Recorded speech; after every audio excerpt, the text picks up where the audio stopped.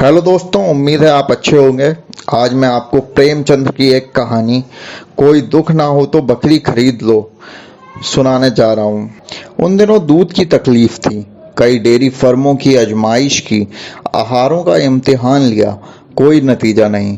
2-4 दिन तो दूध अच्छा मिलता, फिर मिलावट शुरू हो जाती। कभी शिकायत होती, दूध फट गया, कभी उसमें से नागवार बू आने लगी, कभी मक्खन के रेजे निकलते। आखिर एक दिन एक दोस्त से कहा, भाई आओ साझे में एक गाय ले लें, तुम्हें भी दूध का आराम होगा, मुझे भी। लागत आधी आधी, खर्च आधा आधा, दूध भी आधा आधा। दोस्त साहब राजी हो गए। मेरे घर में जगह ना थी और गोबर वगैरह से मुझे नफरत है। उनके मकान में काफी जगह थी, इसलिए प्रस्ताव हुआ कि गाय उन्हीं के घर रहे। इसके बदले मैं उन्हें गोबर पर एक छत्र अधिकार रहे। वह उसे पूरी आजादी से पाथें, उपले बनाएं, घर लीपे, पड़ोसियों को दें या उसे किसी आयुर्वेदिक उपयोग में लाएं। इकरार करने वाले को इसमें किसी प्रकार की आपत्ति या प्रतिवाद न होगा, और इकरार करने वाला सही होश हवास में इकरार करता है कि वह गोबर पर कभी अपना अधिकार जमाने की कोशिश न करेगा और न किसी का इस्तेमाल करने के लिए आमादा करेगा। दूध आने लगा, रोज रोज की झंझट से मुक्ति मिली। एक हफ्ते तक किसी तरह की शिकायत ना पैदा हुई। गरम गरम दूध पीता था और खुश होकर गाता था, रब का शुक्र अदा कर भाई जिसने हमारी गाय बनाई। मगर धीरे धीरे यहाँ पुरानी शिकायतें पैदा होने लगी। यहाँ तक नौबत पहुंची कि दूध सिर्फ नाम का दूध रह गया। कितना ही उबालो, ना कहीं मलाई का पता ना मिठास। पहले तो शिकायत कर लिया करता था, इससे दिल का बुखार निकल जाता था। शिकायत से सुधार ना होता तो दूध बंद कर देता था। अब तो शिकायत का भी मौका ना था। बंद कर देने का जिक्र ही क्या। भिखारी का गुस्सा अपनी जान पर। पियो या नाले में डाल दो, 8 आने रोज का नुस्खा किस्मत में लिखा हुआ। बच्चा दूध को मुंह न लगाता, पानी तो दूर रहा। आधों आध शक्कर डालकर कुछ दिनों दूध पिलाया तो फोड़े निकलने शुरू हुए और मेरे घर में रोज बचमच मची रहती थी। बीवी नौकर से फरमाती, दूध ले जाकर उन्हीं के सर पटका। मैं नौकर को मना करता। वह कहती, अच्छे दोस्त हैं तुम्हारे, उसे शर्म भी नहीं आती। क्या इतना अहमक है कि इतना भी नहीं समझता कि यह लोग दूध देकर क्या कहेंगे। गाय को अपने घर मंगवा लो, बला से बदबू आएगी, मच्छर होंगे, दूध तो अच्छा मिलेगा, रुपए खर्च हैं तो उसका मजा तो मिलेगा। चड्ढा साहब मेरे पुराने मेहरबान हैं, खासी बेतकल्लुफी है उनसे। यह हरकत उनकी जानकारी में होती, यह बात किसी तरह गले के नीचे नहीं उतरती। या तो उनकी बीवी की शरारत है या नौकर की, लेकिन जिक्र कैसे करूं। और फिर उनकी बीवी से भी तो राह रस्म है, कई बार मेरे घर आ चुकी हैं। मेरी बीबी जी भी उनके यहाँ कई बार मेहमान बनकर जा चुकी हैं। क्या वह यकायक इतनी बेवकूफ हो जाएंगी, सरीहन आंखों में धूल झोंकेंगी। और फिर चाहे किसी भी की शरारत हो, मेरे लिए गैर मुमकिन था कि उनसे दूध की खराबी की शिकायत करता। खैरियत यह हुई कि तीसरे महीने चड्ढा का तबादला हो गया। मैं अकेले गाय न रख सकता था, साझा टूट गया। गाय आधे दामों बेच दी गई। मैंने उस दिन इत्मीनान की सांस ली।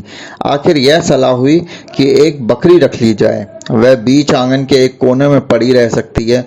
उसे दूहने के लिए ना ग्वाले की जरूरत, ना उसका गोबर उठाने, नाद धोने, चारा भूसा डालने के लिए किसी अहिरन की जरूरत। बकरी तो मेरा नौकर भी आसानी से दूह लेगा। थोड़ी सी चोकर डाल दी, चलिए किस्सा तमाम हुआ। फिर बकरी का दूध फायदेमंद भी ज्यादा है, बच्चों के लिए खास तौर पर। जल्दी हजम होता है, न गर्मी करता है न सर्दी, स्वास्थ्यवर्धक है।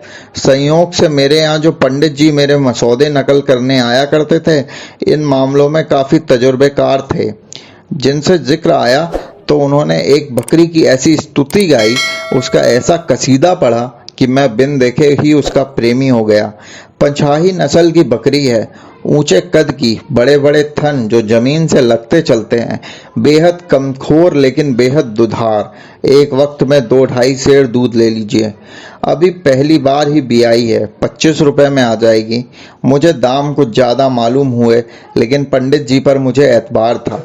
फरमाइश कर दी गई और तीसरे दिन बकरी आ पहुंची। मैं देखकर उछल पड़ा। जो गुण बताए गए थे उनसे कुछ ज्यादा ही निकले। एक छोटी सी मिट्टी की नाद मंगवाई गई, चोकर का भी इंतजाम हो गया। शाम को मेरे नौकर ने दूध निकाला तो सचमुच 2.5 सेर। मेरी छोटी पतीली लबालब भर गई थी। अब मूसलों ढोल बजाएंगे। यह मसला इतने दिनों के बाद जाकर कहीं हल हुआ। पहले ही यह बात सूझती तो क्यों इतनी परेशानियां होती। पंडित जी का बहुत बहुत शुक्रिया अदा किया। मुझे सवेरे तड़के और शाम को उसके सींग पकड़ने पड़ते थे, तब आदमी दूध पाता था। लेकिन यह तकलीफ इस दूध के मुकाबले में कुछ न थी। बकरी क्या है, कामधेनु है।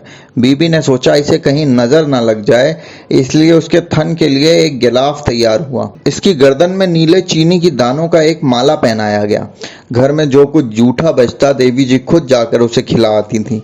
लेकिन एक ही हफ्ते में दूध की मात्रा कम होने लगी। जरूर नजर लग गई। बात क्या है? पंडित जी से हाल कहा तो उन्होंने कहा, साहब देहात की बकरी है, जमींदार की, बेदरेग अनाज खाती थी और सारे दिन बाग में घूमा चरा करती थी। यहाँ बंधे बंधे दूध कम हो जाए तो ताज्जुब नहीं, इसे जरा टहला दिया कीजिए। लेकिन शहर में बकरी को टहलाए कौन और कहाँ? इसलिए यह तय हुआ कि बाहर कहीं मकान लिया जाए। वहाँ बस्ती से जरा निकलकर खेत और बाग है। कहार घंटे 2 घंटे टहला लाया करेगा। झटपट मकान बदला और गौ की मुझे दफ्तर आने जाने में 3 मील का फासला तय करना पड़ता था। लेकिन अच्छा दूध मिले तो मैं इसका दुगना फासला तय करने को तैयार था। यहाँ मकान खूब खुला हुआ था। मकान के सामने सहन था, जरा और बढ़कर आम और महुए का बाग।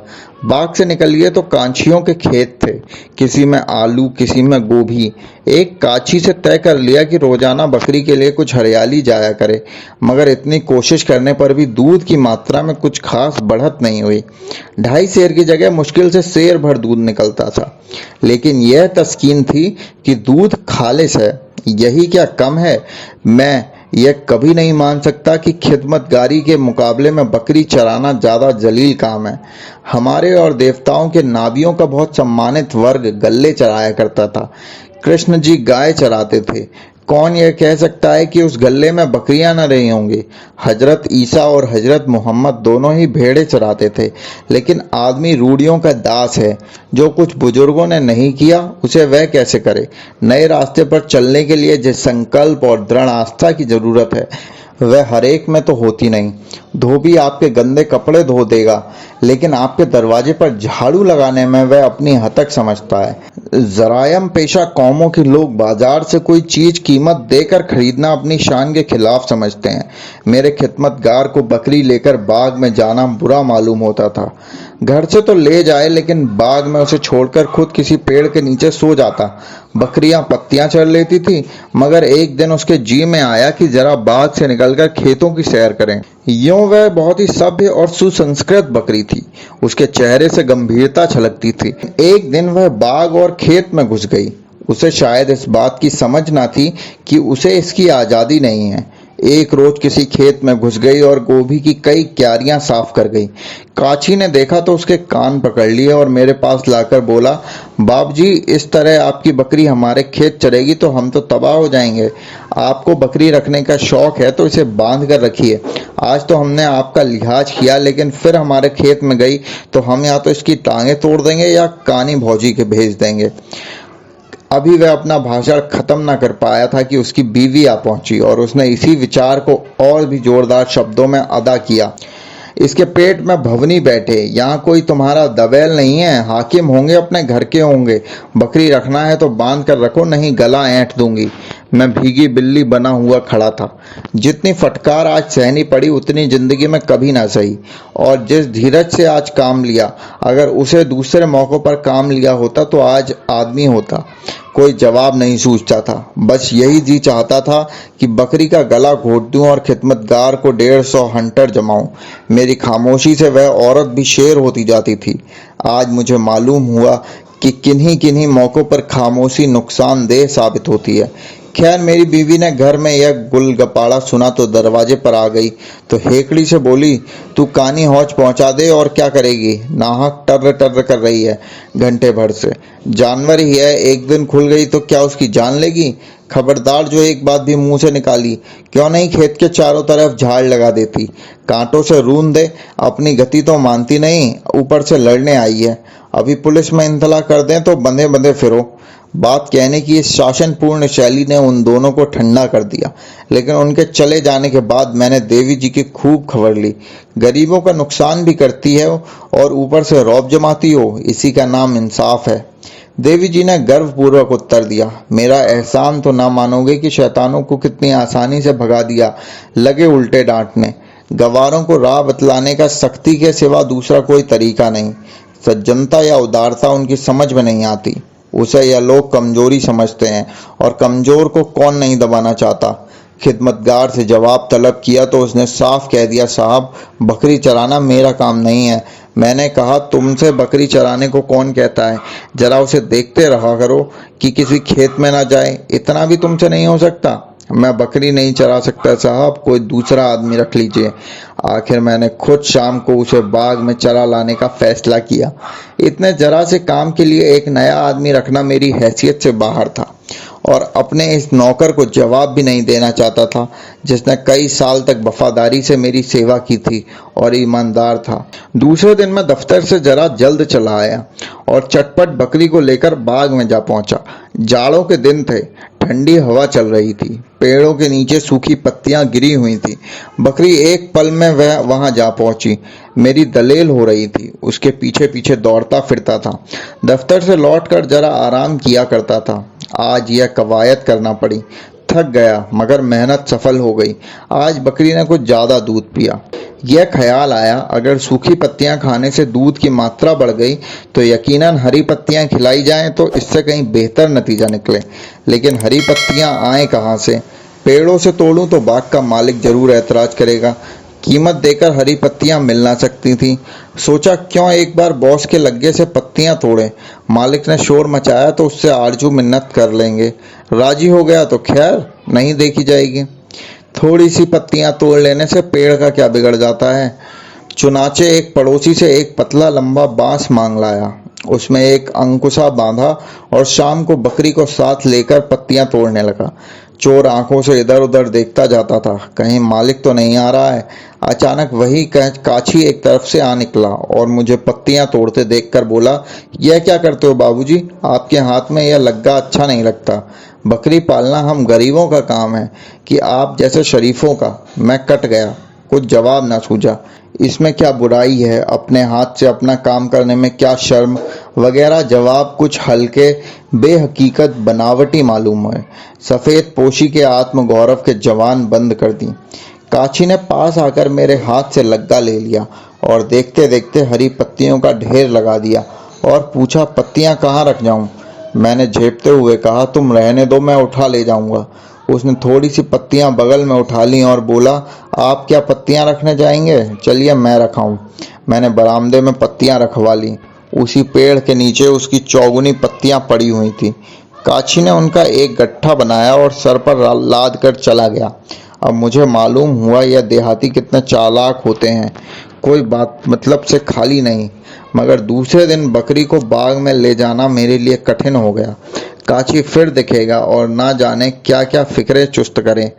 जो उसकी नज़रों में गिर जाना मुंह से कालिख लगाने से कम शर्मनाक ना था।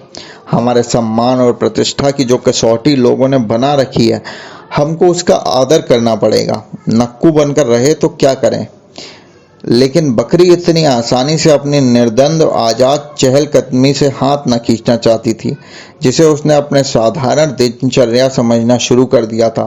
शाम होते ही उसने इतने जोर शोर से प्रतिवाद का स्वर उठाया कि घर में बैठना मुश्किल हो गया। गिटकिरीदार में का निरंतर स्वर आकर कान के पर्दों को शत विशत करने लगा। कहाँ भाग जाऊं? बीवी ने उसे गालियां देना शुरू की। मैंने गुस्से में आकर कई डंडे रसीद किए, मगर उसे सत्याग्रह स्थगित न करना था। न किया। बड़े संकट में जान थी। आखिर मजबूर हो गया। अपने किए का क्या इलाज। 8 बजे रात, जाड़ों के दिन, घर से बाहर मुंह निकालना मुश्किल, और मैं बकरी को बाग में टहला रहा था और अपनी किस्मत को कोस रहा था। अंधेरे में पांव रखते मेरी रूह कांपती है। एक बार मेरे सामने से एक सांप निकल गया था। अगर उसके ऊपर पैर पड़ जाता तो जरूर काट लेता। तब से मैं अंधेरे में कभी ना निकलता था, मगर आज इस बकरी के कारण मुझे इस खतरे का भी सामना करना पड़ा। जरा भी हवा चलती और पत्ते खड़कते तो मेरी आंखें ठिठुर जाती और पिंडलियां कांपने लगती। शायद उस जन्म में मैं बकरी रहा हूँगा और यह बकरी मेरी मालकिन रही होगी। उसी का प्रायश्चित इस जिंदगी में भोग रहा था। बुरा हो उस पंडित का जिसने यह बला मेरे सिर मढ़ी। गृहस्थी भी जंजाल है। बच्चा ना होता तो क्यों इस मूजी जानवर की इतनी खुशामद करनी पड़ती। और यह बच्चा बड़ा हो जाएगा तो बात न सुनेगा, कहेगा आपने मेरे लिए क्या किया है, कौन सी जायदाद छोड़ी है। यह सजा भुगत कर 9 बजे रात को लौटा। अगर रात को बकरी मर जाती तो मुझे जरा भी दुख ना होता। दूसरे दिन सुबह से ही मुझे यह फिक्र सवार हुई, किसी तरह रात की बेगार से छुट्टी मिले। आज दफ्तर में एक छुट्टी थी। मैंने एक लंबी रस्सी मंगवाई और शाम को बकरी के गले में रस्सी डाल एक पेड़ की जड़ से बांधकर सो गया। अब चरे जितना चाहे, अब चिराग जलते जलते खोल लाऊंगा। छुट्टी थी ही, शाम को सिनेमा देखने की ठहरी। एक अच्छा सा खेल आया हुआ था। नौकर को भी साथ लिया, वरना बच्चे को कौन संभालता। जब 9 बजे रात को घर लौटे और मैं लालटेन लेकर बकरी लेने गया तो क्या देखता हूँ कि उसने रस्सी को 2-3 पेड़ों से लपेट कर ऐसे उलझा डाला है कि सुलझाना मुश्किल है। इतनी रस्सी भी ना बची थी कि वह एक कदम भी चल सकती। जी में आया कि कमबख्त को यहीं छोड़ दूं, मरती है तो मर जाए। अब इतनी रात को लालटेन की रोशनी में रस्सी सुलझाने बैठे, लेकिन दिल न माना। पहले उसकी गर्दन से रस्सी खोली, फिर उसकी पेंच दर पेंच ऐंठन छुड़ाई। 1 घंटा लग गया। मारे सर्दी के हाथ ठिठुरे जाते थे और जी जल रहा था। वह अलग, यह तरकीब और भी तकलीफ दे साबित हुई। अब क्या करूं? अक्ल काम ना करती थी। दूध का ख्याल ना होता तो किसी को मुफ्त दे देता। शाम होते ही चुड़ैल अपनी चीख पुकार शुरू कर देगी और घर में रहना मुश्किल हो जाएगा। और आवाज भी कितनी कर्कश और मनहूस होती है। शास्त्रों में लिखा भी है, जितनी दूर उसकी आवाज जाती है उतनी दूर देवता नहीं आते। स्वर्ग की बसने वाली हस्तियां जो अप्सराओं के गाने सुनने की आदी हैं, उसकी कर्कश आवाज से नफरत करें तो क्या ताज्जुब। मुझ पर उसकी कर्ण कटु पुकारों को एक ऐसा आतंक सवार था कि दूसरे दिन दफ्तर से आते ही मैं घर से निकल भागा। लेकिन 1 मील निकल जाने पर भी वैसा लग रहा था कि उसकी आवाज मेरा पीछा किए चली जाती है। अपने चिड़चिड़ेपन पर शर्म भी आ रही थी। जिसे एक बकरी रखने की भी सामर्थ्य ना हो, वह इतना नाजुक दिमाग क्यों बने। और फिर तुम सारी रात तो घर से बाहर रहोगे नहीं, 8 बजे पहुंचोगे तो क्या वह गीत तुम्हारा स्वागत ना करेगा। सहसा एक नीची शाखों वाला पेड़ देखकर मुझे बरबस उस पर चढ़ने की इच्छा हुई। सपाट तनों पर चढ़ना मुश्किल होता है। यहाँ तो 6-7 फुट की ऊंचाई पर शाखें फूट गई थी। हरी हरी पत्तियों से पेड़ लदा खड़ा था और पेड़ भी था गूलर का, जिसकी पत्तियों से बकरियों को खास प्रेम है। मैं इधर 30 साल से किसी रुख पर नहीं चढ़ा। वह आदत जाती रही, इसलिए आसान चढ़ाई के बावजूद मेरे पांव कांप रहे थे। पर मैंने हिम्मत न हारी और पत्तियां तोड़ तोड़ नीचे गिराने लगा। यहाँ अकेले में कौन मुझे देखता है कि पत्तियां तोड़ रहा हूँ। अभी अंधेरा हुआ जाता है। पत्तियों का एक गट्ठा बगल में दबाऊंगा और घर जा पहुंचूंगा। अगर इतने पर भी बकरी ने कुछ ची चपड़ की तो उसकी शामत ही आ जाएगी। मैं अभी ऊपर ही था कि बकरियों और भेड़ों का एक गोल ना जाने किधर से आ निकला और पत्तियों पर पिल पड़ा। मैं ऊपर से चीख रहा हूँ, मगर कौन सुनता है। चरवाहे को कहीं पता नहीं, कहीं दुबक रहा होगा कि देख लिया जाऊंगा तो गालियां पड़ेंगी। झल्ला कर नीचे उतरने लगा। एक एक पल में पत्तियां गायब होती जाती थीं। उतरकर एक एक की टांग तोड़ूंगा। यकायक पांव फिसला और मैं 10 फीट की ऊंचाई से नीचे आ रहा। कमर में ऐसी चोट आई कि 5 मिनट तक आंखों तले अंधेरा छा गया। खैरियत हुई कि और ऊपर से नहीं गिरा, नहीं तो यहीं शहीद हो जाता। बारे मेरे गिरने के धमाके से बकरियां भागी और थोड़ी सी पत्तियां बची रहीं।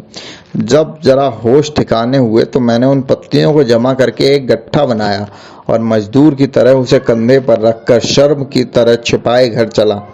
रास्ते में कोई दुर्घटना ना हुई। जब मकान कोई 4 फलांग रह गया और मैंने कदम तेज किए कि कहीं कोई देख ना ले, तो वह काछी सामने से आता दिखाई दिया। कुछ ना पूछो उस वक्त मेरी क्या हालत हुई।